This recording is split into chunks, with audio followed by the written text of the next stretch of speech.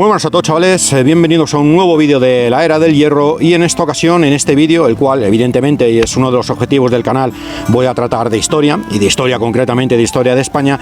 Voy a intentar arrojar luz acerca de un nombre que se atribuyó a una zona geográfica concreta de la península ibérica, concretamente a la zona de Castilla y León, al norte de Castilla y León, y que actualmente es conocida con el nombre de Tierra de Campos, pero hace muchos años fue conocida con el nombre de Campus Gozorum, es decir, Tierra de los Godos o Campos de los Godos. Vamos a intentar averiguar cuál pudo ser el origen de ese nombre de Campos de los Godos y por qué durante un determinado tiempo de la historia de España a esa zona geográfica de la Tierra de Campos actuales se le conoció con el nombre de Campo de los Godos. Previamente y antes vamos a intentar arrojar un poco de luz y conocer un poco cuál fue la historia de toda esa zona, de los suevos, de los pueblos germánicos que llegaron y se asentaron en el lugar, etcétera, etcétera, etcétera.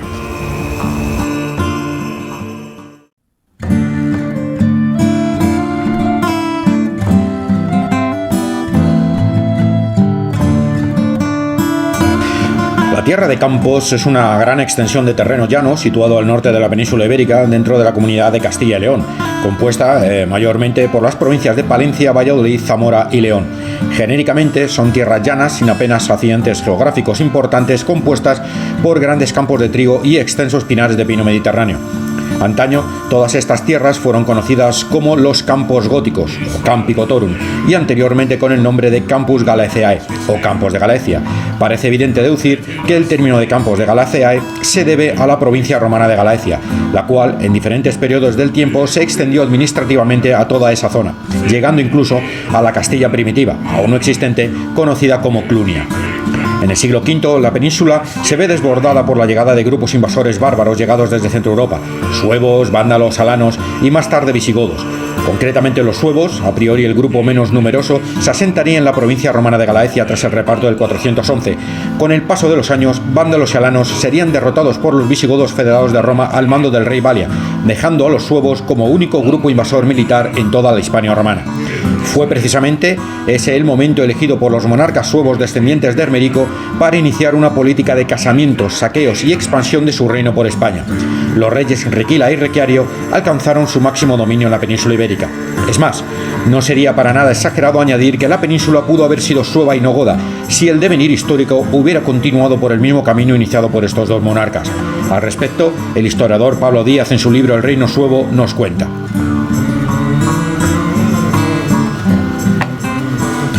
Tras la entrada de Riquila en Mérida en el año 440, la capital de Lusitania se convierte en el centro del poder suevo, que tras una serie de campañas sucesivas parece extenderse también a otras provincias meridionales. Probablemente no se logró un poder político efectivo, limitándose a periódicas incursiones de saqueo. Y aquí añadido, es posible que por el escaso número de población efectiva de los suevos, algo que siempre se ha comentado en todos los estudios como impedimento real para poder controlar grandes extensiones de terreno por parte de este pueblo. Volviendo a Díaz, nos dice que no obstante, con la toma de Sevilla se genera un importante eje de poder entre dos de las ciudades más importantes de la Hispania meridional. A partir del 449, Requiario desplaza su atención hacia el norte y el este peninsular. Ignoramos si fue suya la iniciativa de casarse con la hija del rey visigodo. Pudo ser parte de la política de Teodorico II, que casó a otra de sus hijas con el vándalo Hermerico, pero el hecho mismo implica la voluntad de una negociación política que pudo tener como finalidad el reparto de territorios o áreas de influencia romana en la península. Los intereses de ambos en ese momento parecían concluir en el control de Tarraconensis. De hecho, Requiario ataca a los vascones, seguramente en su tránsito por los Pirineos occidentales, hacia la corte de su suegro Teodorico el Godo, y de regreso al reino suevo de Galaecia saquea Lérida y el territorio zaragozano. Según Ignacio, en colaboración con el Bagauda Basilio, con quien coincidirá en un interés común contra el imperio, aunque Isidoro de Sevilla dice que fue en compañía de godos, lo que encajaría mejor con la coyuntura diplomática y política del momento. Sin embargo, un acuerdo político entre romanos y visigodos en el año 451 detiene el avance suevo hacia la Tarraconensis.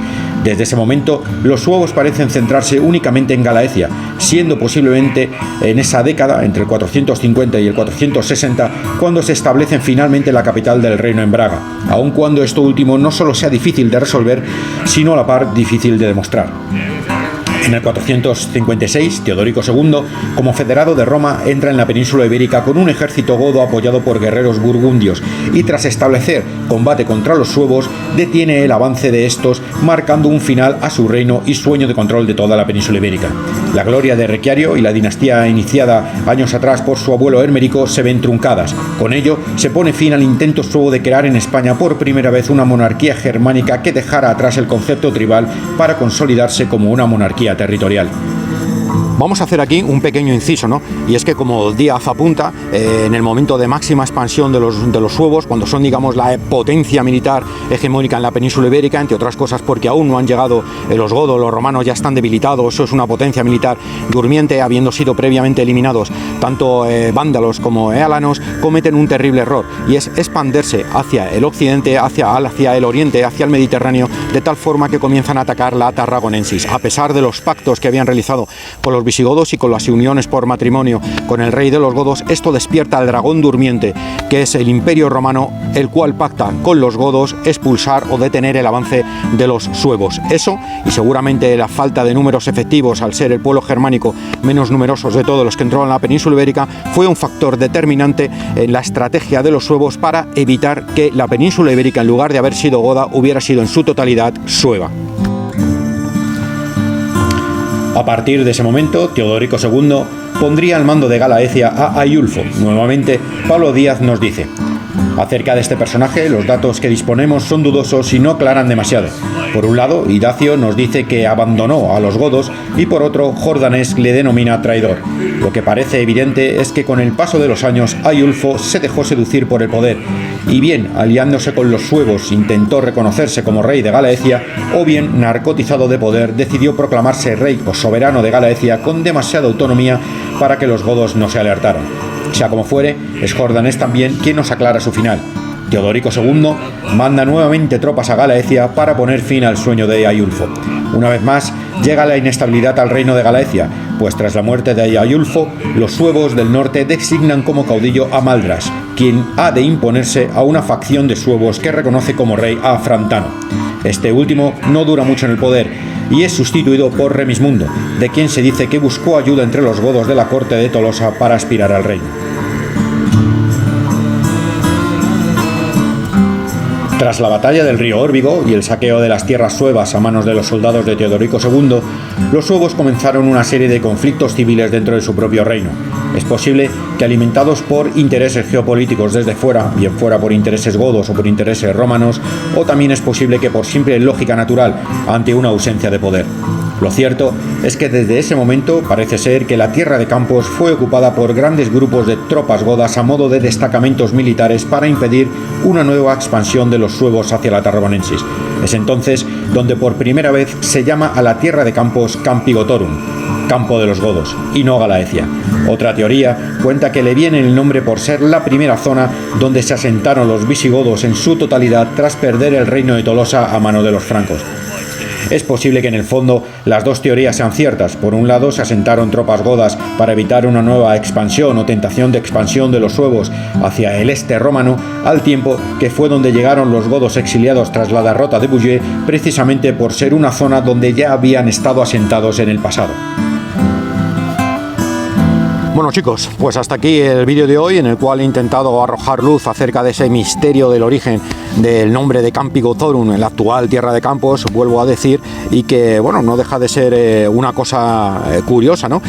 Dos teorías, como hemos visto al final del vídeo, seguramente las dos sean válidas. Una, en parte, se hace referencia a que fue la zona donde realmente se establecieron diferentes destacamentos godos como apoyo de los romanos para evitar que el reino de los suevos volviera a extenderse hacia el Mediterráneo, amenazando, digamos, el mundo romano. Es muy posible, aunque el reino de los suevos tras la batalla del río Órbigo prácticamente fue aniquilado, únicamente fue testimonial, quedó ahí un poco arrinconado, prácticamente sin ningún tipo de poder. Y otra teoría, la cual sin ninguna duda puede ser complementaria, como hemos visto al final del vídeo, que los godos al final, al ser derrotados en Francia y bajar a la península ibérica, utilizaran toda esa zona, la tierra de Campos, para asentarse esos primeros asentamientos, precisamente porque era una zona que ya conocían al haber sido una zona en la cual habían estado asentados previamente para evitar la expansión de los suevos hacia el Mediterráneo. Son dos teorías, yo creo que las dos son complementarias, pero en cualquier caso, bueno, pues vosotros está bien conocerlas y, bueno, pues contarme qué os ha parecido el vídeo, si conocíais teoría de la Tierra de Campos y de los Campi Gozorum, etcétera, etcétera. Y nada más, tíos, nos vemos en otro vídeo de la Era del Hierro. Hasta la próxima.